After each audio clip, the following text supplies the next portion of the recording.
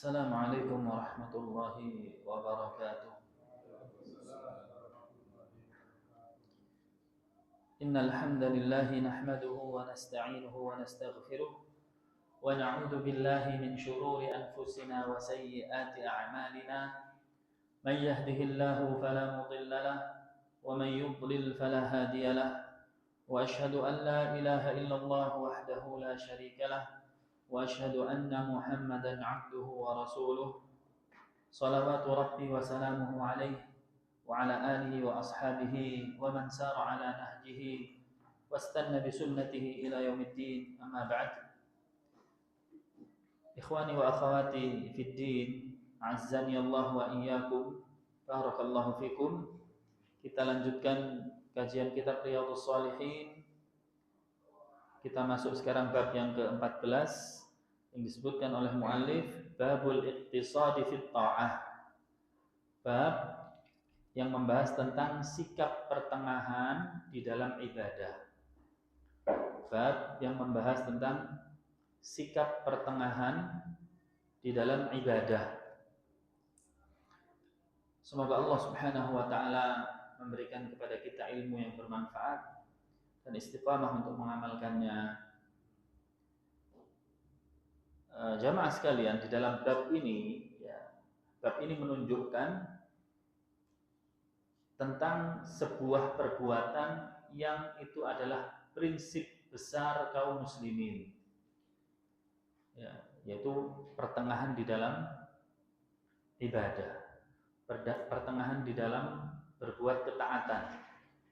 Ini adalah manhaj atau metode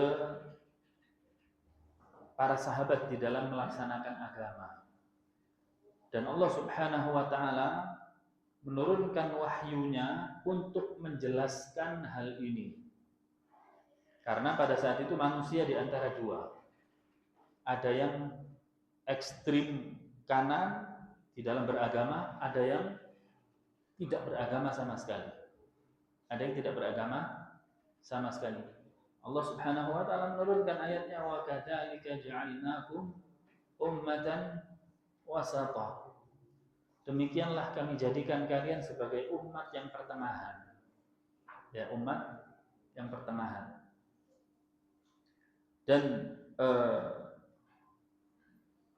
penjelas atau syarih atau penjelas dari kitab ini mengatakan sudah sepatutnya bagi kaum muslimin di dalam menjalankan ibadah-ibadah mereka, ya, yaitu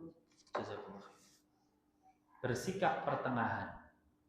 Bersikap pertengahan. Mengapa? Sebagai bentuk ketenangan dalam dirinya. Kalau kita beribadah pertengahan ini maksudnya apa? Dengan dalil, semuanya kita kembalikan ke dalil. Tidak ekstrim kanan, juga tidak ekstrim kiri. Semuanya berjalan diukur dengan dalil. Ini adalah menenangkan jiwa. Beribadah seperti ini menenangkan jiwa. Yang hukumnya sunnah kita katakan sunnah, yang hukumnya wajib kita katakan wajib. Ya, tidak sebaliknya. Sebagian kaum muslimin di dalam lisannya mengatakan ibadah ini sunnah, tetapi penerapannya seperti wajib. Atau sebaliknya, lisannya mengatakan wajib, tapi penerapannya sunnah. Dan ekstrim kan ada ekstrim kiri. Fa'innal insan, kata beliau, karena sesungguhnya manusia idza tanatta'a, jika berlebih-lebihan, jika ekstrim kanan, in qata'at bihi nafsuhu fi asna'it tariq qabla an yablugha ma'manah, dia akan berhenti di tengah jalan karena enggak mampu. Ya, kalau berlebih-lebihan di dalam beragama, dia akan berhenti di tengah jalan sebelum sampai tempatnya. Ya, bagaimana sabda Nabi sallallahu alaihi wasallam, "Inna dina yusrun." Agama ini mudah. La yushaddidud din illa ghalabahu. Tidaklah seseorang itu berusaha memberat-beratkan agama, pasti dia akan kalah sendiri. Ya, pasti dia akan kalah sendiri. Sebaliknya, wa idza takasala, apabila dia meremehkan, bermalas-malasan, lawan dari yang pertama berarti. Dia meremehkan, lam yasil ila maq'adihi wafatihi muqaddi. Ya. Dan jika dia bermalas-malasan meremehkan, maka sama, yang ini juga tidak akan sampai kepada tujuannya. Dua-duanya tidak akan sampai pada tujuan. Ya. Imma dia berlebih-lebihan, di tengah jalan malas, capek, futur di tengah jalan. Sebaliknya, bermalas-malasan meremehkan, ini juga akan sampai. Ya, tidak akan sampai di tujuan. Maka yang benar adalah sikap pertengahan. Nah, kita baca dalil per dalilnya. Tafadhal man yaqra. Barakallahu fikum. Bismillahirrahmanirrahim. Alhamdulillahirabbil alamin wassalatu wassalamu ala nabiyyina Muhammadin wa ala alihi washabbihi ajmain. Qala al-mu'allif rahimahullah babul iqtisadi fi ta'ah. Qala Allah ta'ala taha ma anzalna 'alaika al-Qur'ana litashqa. Dalil yang pertama dicantumkan oleh muallif Al-Imam An-Nawawi rahimahullah, beliau mencantumkan surat Thaha ayat yang 1 dan 2. Thaha ma anzalna 'alaikal Qur'ana litashqa. Tidaklah kami menurunkan Al-Qur'an ini kepadamu wahai Muhammad untuk memberatkanmu. Ya. Jadi tujuan Allah menurunkan Al-Qur'an apa? Pernah saya ungkapkan, di dalam diri kita itu ada dua unsur besar. Yang satu namanya nafsu, nafs diri. Ya, darah, daging, tulang dibungkus kulit, ini nafsu diri. Yang satu lagi adalah fitrah, naluri. Kalau fitrah ini selalu memikirkan yang baik-baik. Sedangkan nafsun ini semua tanpa kontrol dia. Yang penting menyamankan dirinya. Makanya nafsu itu maunya kenyang, maunya tidur, maunya nggak capek, ya. Terus pokoknya yang enak-enak terus. Itu kemauan diri kita, betul kan? Allah mengatakan, zuyyina lin-nasi hubbus syahawat. Manusia itu diciptakan plus dihiasi dengan cinta syahwat. Minan nisa'i wal banina wal qanatiril muqantarah wal dhahabi wal fiddah wal khairil musawwamah wal an'ami wal harth. Cinta wanita, anak-anak, kemudian emas dan perak, kemudian tunggangan yang nyaman, ya, kemudian al-an'am, binatang ternak yang melimpah, al-harth, sawah dan hasil panen yang melimpah. Ini semuanya hal-hal yang dicintai manusia. Nah, tapi jika wahyu ini nggak ada, apa yang terjadi? Mereka semuanya egois, saling memajukan nafsunya. Apa yang terjadi kira-kira jika semuanya memajukan nafsunya?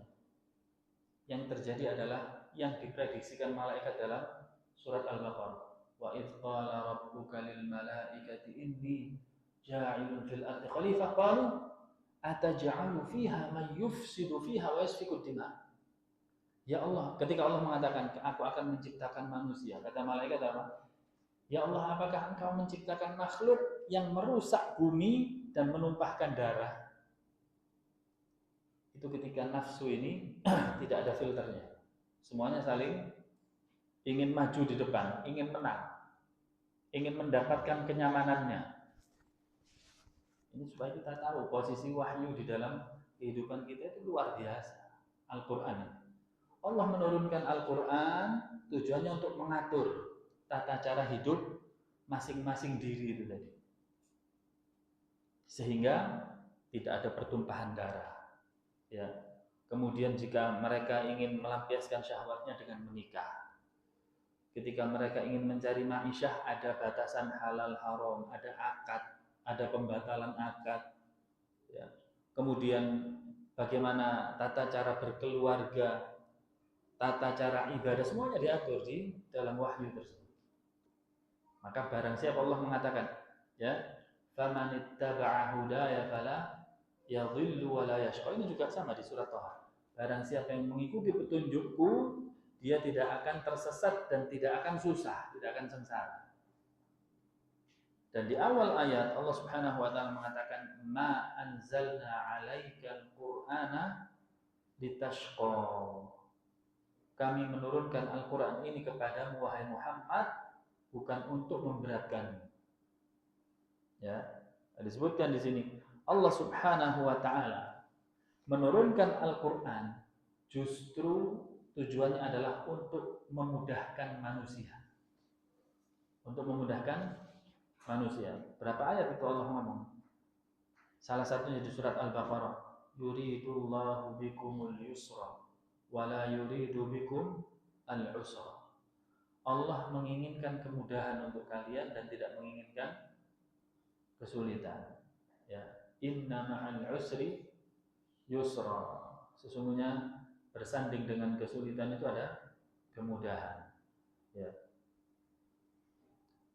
Kemudian beliau mengatakan di sini, kanat 'alal umamis sabiqah falidzalika kana hadzal Qur'an shifaa'an lis-sudur.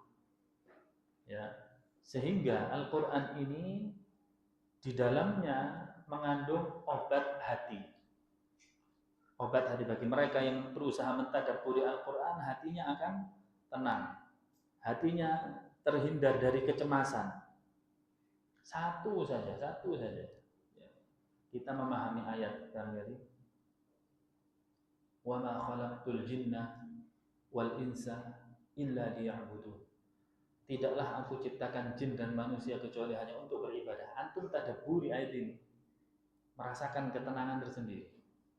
Oh, ternyata ini tujuan hidup saya. Bayangkan ketika ayat ini nggak diketahui orang, dia tidak tahu tujuan hidupnya.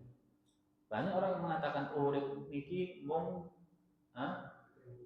mampir ngopi. Ya. Banyak persepsi.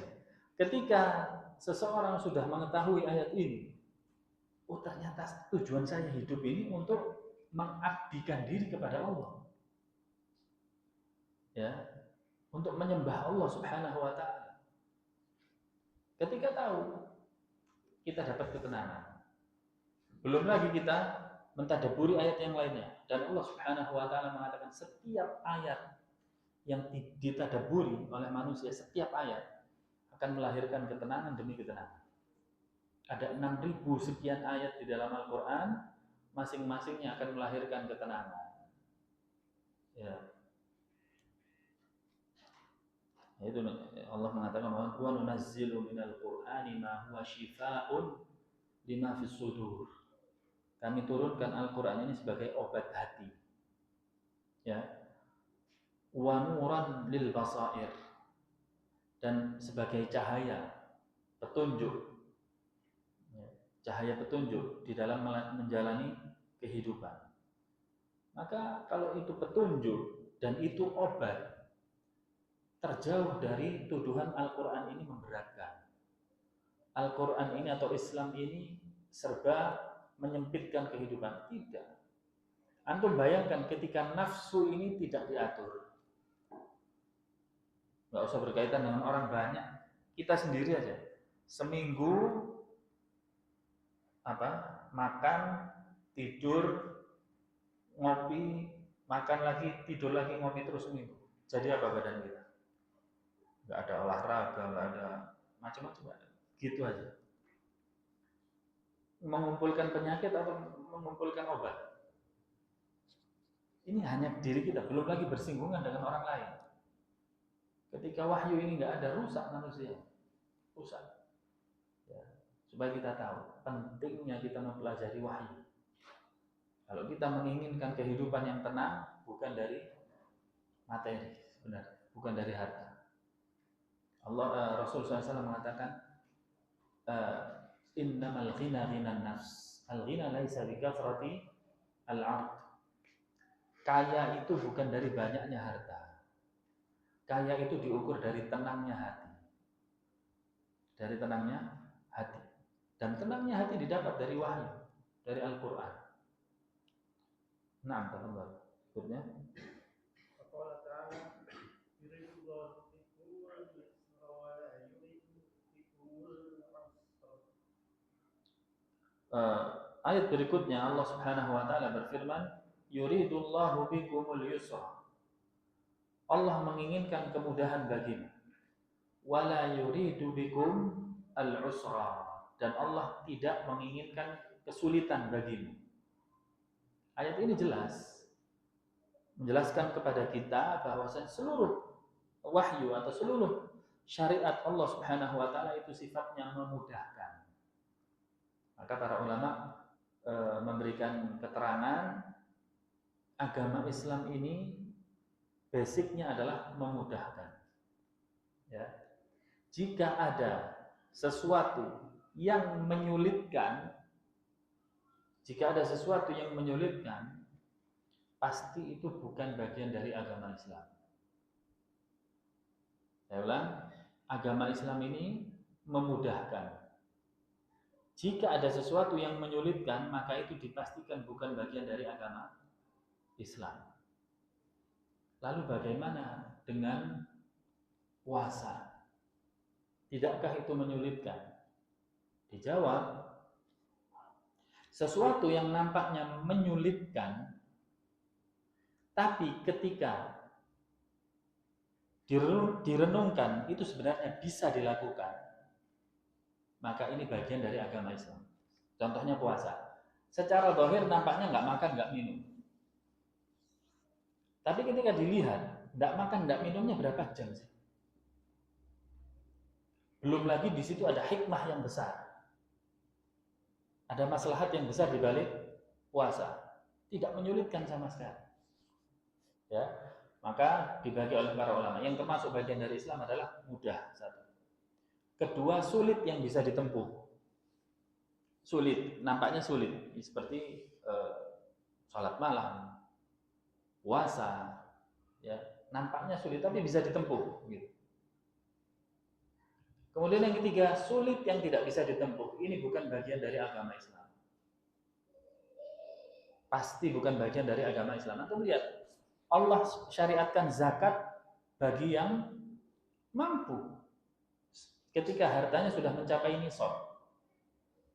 Yang belum mencapai nisab, tidak ada kewajiban zakat. Haji bagi yang mampu, umrah bagi yang mampu. Ya, berkorban bagi yang mampu. Allah tidak membebani bagi mereka yang tidak mampu.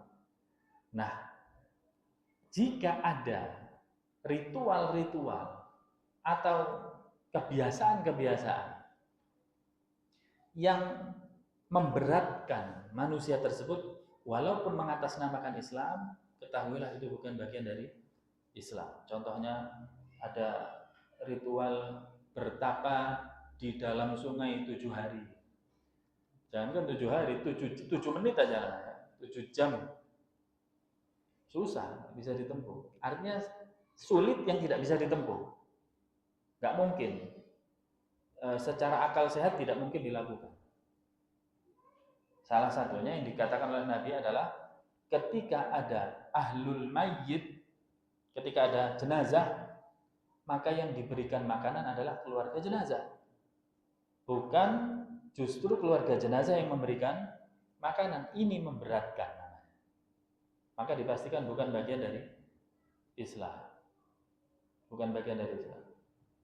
Ya. Atau yang lainnya. Mau berangkat ke Mekah, berjalan kaki, ada yang naik sepeda. Ya.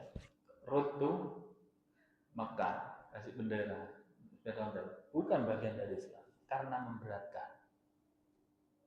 Karena sesungguhnya haji itu bagi yang mampu. Kalau nggak mampu nggak usah dipaksa, naik sepeda ontel, kemudian ya ada keluar untuk berdakwah 40 hari.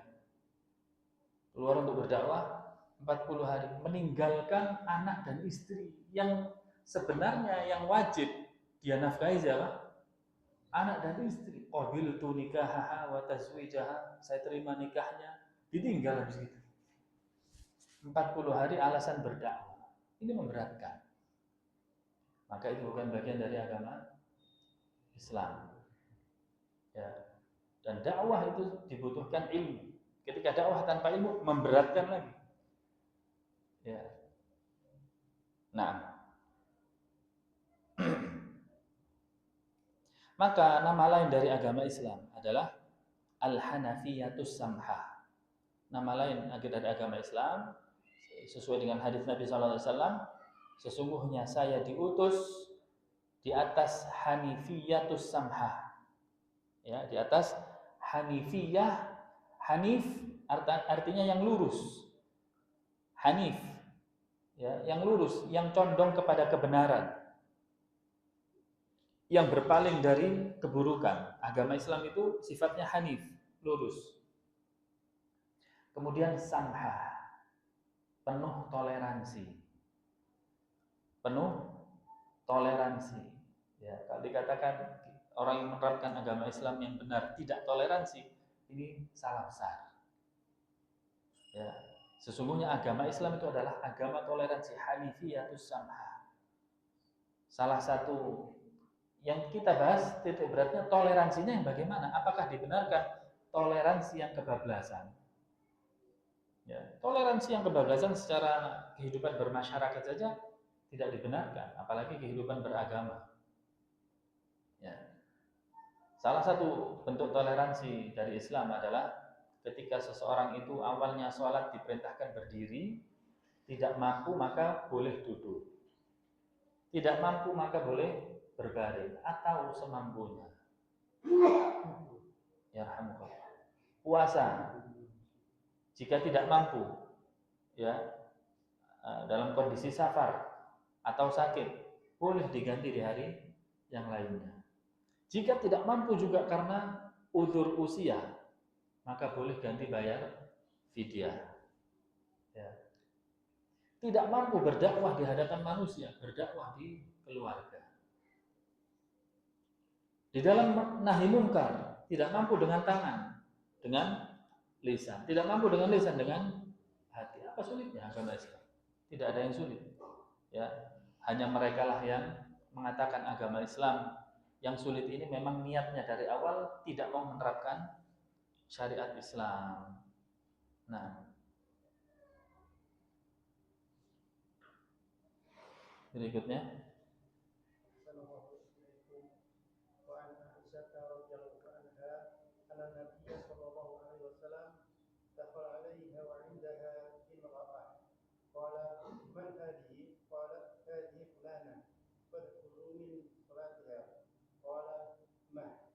Muh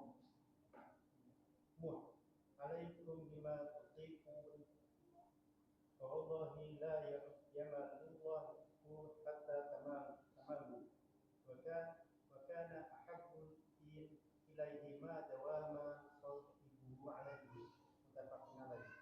Kemudian berikutnya adalah sebuah hadis dari Aisyah radhiyallahu anha bahwasanya Nabi Shallallahu alaihi wasallam pernah masuk ke rumahnya Aisyah, wa indaha imra'atun, dan pada saat itu ada seorang wanita juga.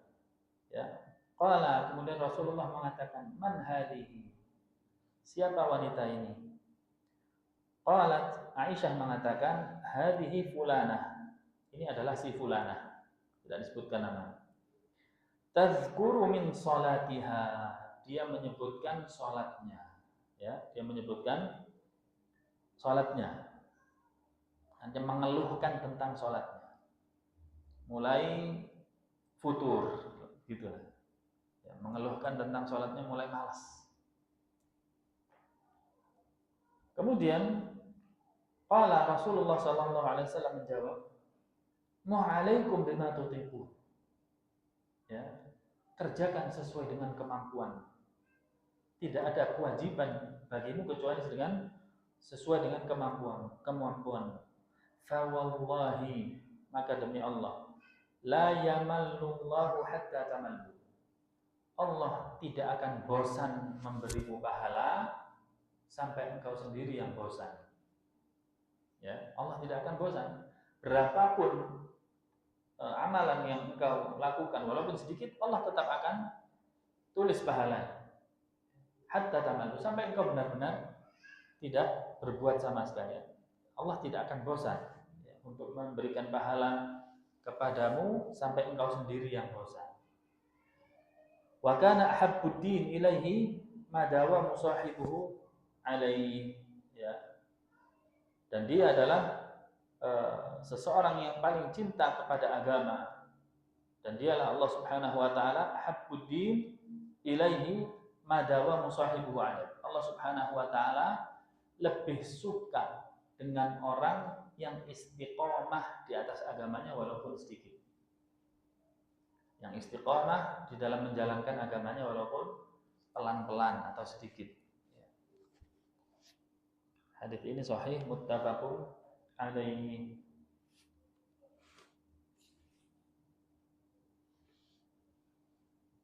Pelajaran yang bisa kita ambil dari hadis ini, ikhwan, ya. Yang pertama adalah bolehnya bertanya, ya, jawazus su'al amman dakhala al-bait minan nisa'i awir rijal. Bolehnya seseorang bertanya ke dalam rumah, baik itu laki-laki maupun wanita, dengan syarat, antum bisa tadi simak ya hadisnya, di situ ada Aisyah dan ada seorang wanita. Kemudian Rasulullah masuk berbicara kepada wanita tadi. Ada siapa di sisinya? Ada istrinya. Ada istrinya. Ya. Selama ada kebutuhan komunikasi, maka boleh sebatas komunikasi tersebut. Adapun jika tidak, maka seperti contoh yang lainnya, Aisyah menjawab pertanyaan para sahabat laki-laki di balik tirai. Aisyah menjawab pertanyaan sahabat laki-laki di balik tirai ketika tidak ada mahramnya, ya. Nah, kemudian faedah kedua dari hadis ini, bolehnya menyebutkan sifat kekurangan di hadapan seorang yang alim, seorang yang berilmu. Ya, bolehnya menyebutkan sifat kekurangan seperti tadi Aisyah menyebutkan ini si fulana ini mengeluhkan tentang sholatnya mulai malas. Ya, sholatnya mulai malas. Ini menyebutkan sifat kekurangan boleh dengan syarat di hadapan alim. Ya, jangan di hadapan sembarang orang, nggak ada faedahnya. Terkadang kita menyebutkan sifat kekurangan atau bahkan kekurangan diri sendiri ke depan orang yang nggak ada faedah buat kita. Hanya menyebutkan kemudian lepas. Ini di antara sifat yang harus dihindari. Kecuali ketika kita jelas kalau saya mengeluhkan ke si fulan ada faedahnya. Seperti kita mengeluhkan penyakit kepada dokter. Ya, dengan kita mengeluhkan penyakit ke bengkel otomotif, apa faedahnya? Kepala saya kadang pusing, ini bengkel. Ya, ada faedahnya. Tapi kalau ke dokter, ini ada timbal balik maslahat. Begitu juga tentang urusan kehidupan kita. Cek orang ini alim enggak? Punya ilmu enggak agamanya? Kalau ada, yang kedua, bisa jaga rahasia atau tidak? Bisa jaga rahasia atau tidak? Jika kita yakini dia alim, punya ilmu dan bisa jaga rahasia, maka silahkan, terutama berkaitan dengan wanita atau perkara-perkara keluarga. Ya, jangan sembarangan ceritakan. Liyusahhihal khata', tujuannya untuk membenarkan yang salah. Ya, wa yusni 'alas shawab, dan menunjukkan pada yang benar. Untuk menunjukkan kebenaran.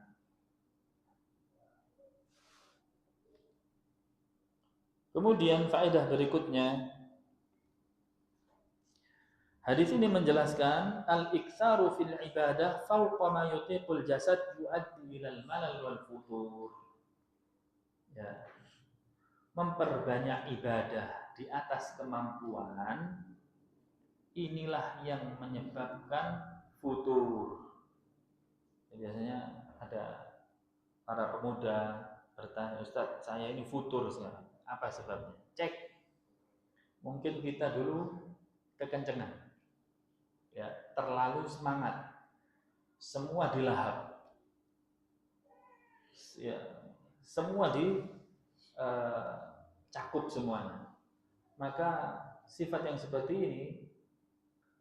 ini bisa terhalang dari kebaikan. Sebagaimana kaidah yang mengatakan, ya, man ista'jala fi syai'in qabla awanihi uqiba bihurmanihi.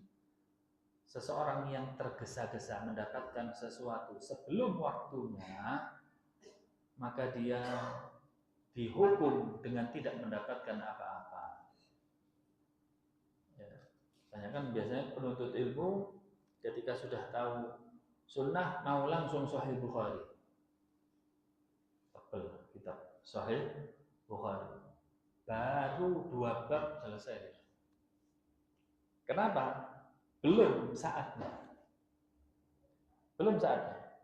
Ya, para ulama juga mengatakan, ya,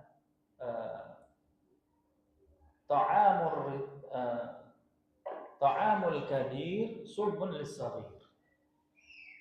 Makanannya orang dewasa itu racun bagi anak-anak. Makanannya orang dewasa, barangkali antum punya tempat, ini nasi gorengnya enak Ustaz, antum kasih kepada anak bayi, jadi nikmat atau jadi racun? Jadi racun, ya. Kenapa? Belum waktunya makan, ya, belum waktunya makan. Dan ini salah satu penyebab seorang penuntut ilmu berhenti di tengah jalan, atau kita memperbanyak ibadah yang sebenarnya kita nggak mampu di situ. Sedekah bagus sedekah. Tapi ada seseorang mungkin, ya, sedekahnya habis-habisan sampai melupakan yang wajib, yaitu anak dan istrinya. Akhirnya berhenti di tengah jalan. Karena bukan kemampuannya. Demikian pula barangkali ada orang yang mau melaksanakan ibadah haji. Saya mau berangkat sekarang, ya, langsung pakai visa furoda barangkali ratusan juta. Dari mana uangnya? Pinjam dengan syarat di luar syarat. Pinjam, dia tidak punya sesuatu yang bisa dia jagakan untuk bayar utang. Akhirnya pulang dari haji bagaimana? Kondisinya jauh lebih buruk. Ya, maka kerjakan sesuatu sesuai dengan kemampuan.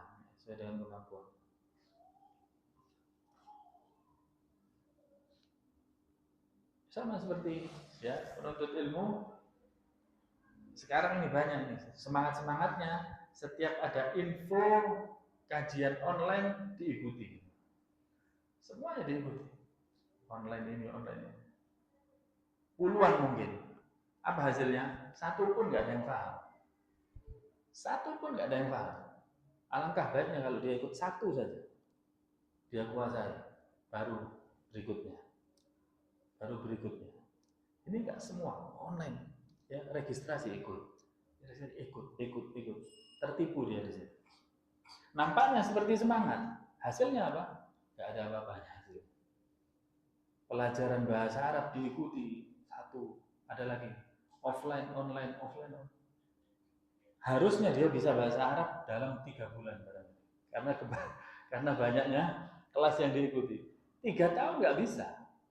Kenapa? Bingung di kepalanya, pakai metode yang mana ini memahami? Metode yang mana? Ini sini, nanti guru yang ini beda lagi. Susah.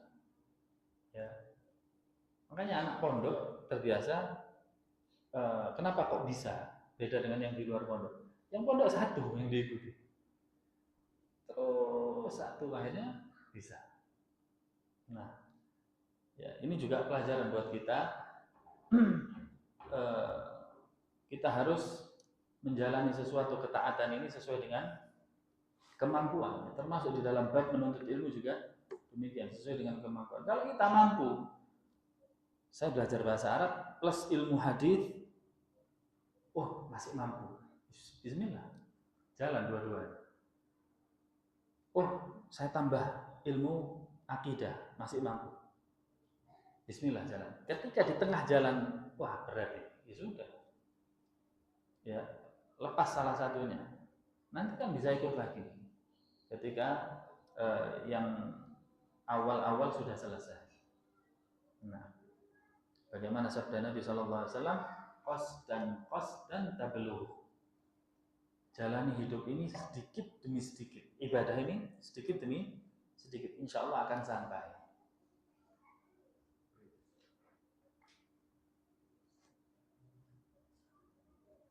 Kemudian faedah dari hadis ini adalah sikap pertengahan di dalam melaksanakan ibadah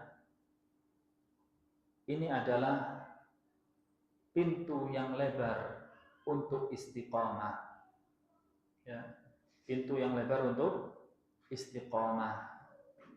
Jadi pertengahan di dalam beribadah ini menunjukkan atau mengantarkan kita kepada istiqamah. Tapi kalau terlalu semangat di awal, justru akan berhenti di tengah jalan.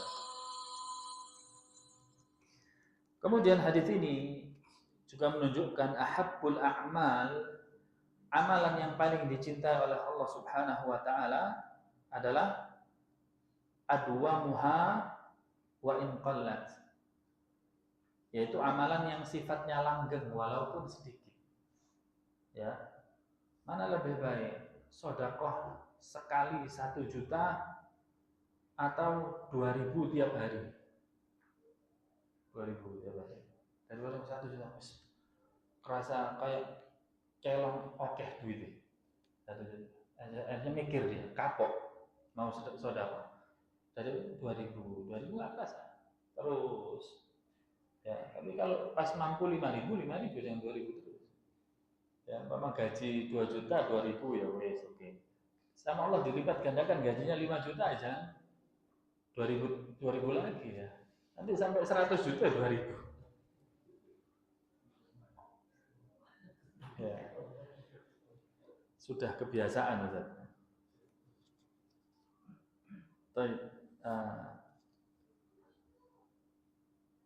Jadi ahabbul a'mal, amalan yang paling dicintai oleh Allah Subhanahu wa taala yang sedikit tapi langgeng. Sama ya, barangkali anak-anak menghafal Quran, nggak perlu sampai mempeng apa? Maksudnya 1 hari saya tak menghafalkan 1 juz. Punya target boleh, tapi ketika dijalani berat, jangan dipaksa. Nanti berhenti tengah jalan, ternyata saya nggak mampu, kan begitu. Pelan-pelan, walaupun 1 hari 1 ayat mampunya jalan. Yang penting mudah kita setiap hari.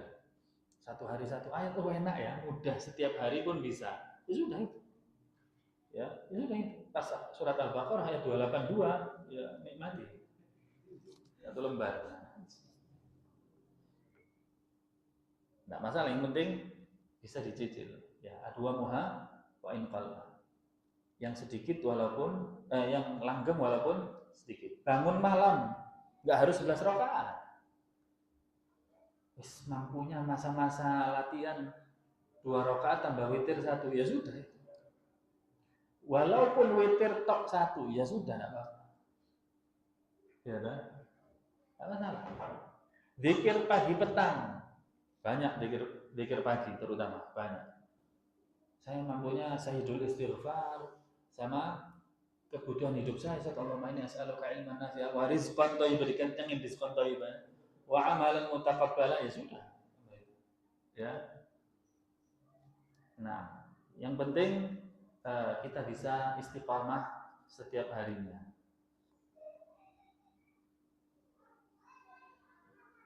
Termasuk berkorban. Ya. Adanya harta segini, semangat, rasanya mau dihabiskan, beli hewan yang gede gitu ya. Tapi setelah itu kemudian berkurang ma'isyahnya untuk keluarganya. Sesuai dengan kemampuan itu jauh lebih baik. Nah, insya Allah sampai sini dulu. Hadis berikutnya kita bahas di pertemuan yang akan datang. Tafadhol adzan dulu, kemudian buka sesi tanya jawab. Barakallahu fiik. Nah, mungkin saya tambah sedikit, itu tadi adalah salah satu upaya kami di dalam mendukung dakwah kita semua, mungkin berada di pundak kita semua. Ada sedikit pendekatan tetangga atau yang pegang musola di kampungnya atau pegang posisi khusus di daerahnya, bisa dijadikan sebagai ta'liful qulub, penyambung hati. Nah, alhamdulillah Allah Subhanahu wa taala memberikan kita kelonggaran. Alhamdulillah, ini semua dari Allah Subhanahu wa taala. Nah, tafadhol jika ada yang mau disampaikan. Nah, dalam masalah haji yang dia tidak menggunakan yang sesuai dengan ya dan kaki atau pakai kendaraan sendiri. Kan beberapa orang dia pengen berusaha hidup di Mekah, pengen haji, tapi karena terbentur dengan aturan organisasi, dia mampunya seperti itu, mampunya dia berjalan kaki, mampunya dia naik motor sendiri. Apakah itu tidak benar? kemampuan itu di dalam Islam berdasarkan hal yang berat dan tidak. Secara urf, orang ya ketika dia dikatakan saya mampu tidak makan 3 hari, kalau dipaksa mampu, memang cuma secara urf itu memberatkan atau tidak? Beratkan, maka bukan bagian dari Islam. Berjalan jangankan ke Mekah, yang agak tengah-tengah mana? Ke Malaysia, naik sepeda ke Malaysia. Jangankan Malaysia, Blitar, Jakarta sepeda, berat atau tidak? Berat. Secara urf dikatakan ini adalah perbuatan yang berat, sehingga jika dilaksanakan feedback. Orang non muslim mengatakan, oh gini Islam ini, nggak jadi. Ternyata begini, memberatkan. Feedbacknya seperti itu. Nah, mereka apa sampai ke situ mikirnya? Tidak. Salah satu hikmah ketika kita mengikuti ajaran Islam, itu akan mengundang orang non muslim untuk masuk ke agama ini. Kenapa dilihat? Oh, ringan agama. Bayangkan ketika orang mau masuk Islam, kelihatan orang yang sepedaan ke Mekah itu. Lu rasih, dan nanti bayangannya dia apa? Nanti saya bakal sepedaan ke Mekah ini nanti. Ya. Atau nanti disuruh dakwah meninggalkan keluarga 40 hari. Serasi guys. Ya. Ini salah satu hikmah mengapa kita harus pertengahan di dalam beragama. Nah, wallahu a'lam. Ada lagi?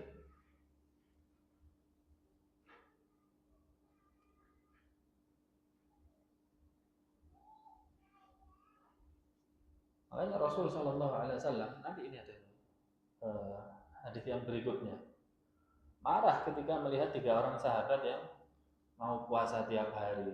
Lu kalau dipikir bisa nggak puasa tiap hari? Bisa aja kalau di jalan. Cuma Rasulullah nggak setuju, memberatkan. Nggak menikah, bisa nggak? Sebenarnya dia bisa, memberatkan. Terus ini sholat malam tanpa tidur, habis isya langsung. Kalau dipikir bisa, ditirakati bisa ya bisa. Cuman ini bukan bagian dari Islam. Ya. Karena sifatnya memberatkan. Begitu juga ketika ada sahabat yang mau niru Rasulullah puasa wisol. Jadi puasa nggak berbuka, maghribnya nggak berbuka, nyambung sampai hari berikutnya. Kata Rasulullah, saya nggak sama dengan kalian. Saya kalau lapar tengah malam dikasih makan sama Allah, perut saya dikenyangkan. Sehingga Rasulullah wisol. Dan kalian jika mencoba wisol, itu boleh batasnya sampai sahur. Sahur harus makan. dan itu tidak dianjurkan, makruh. Jika sampai melewati sahur, haram hukumnya. Kenapa? Memberatkan. Ya, memberatkan. Nah,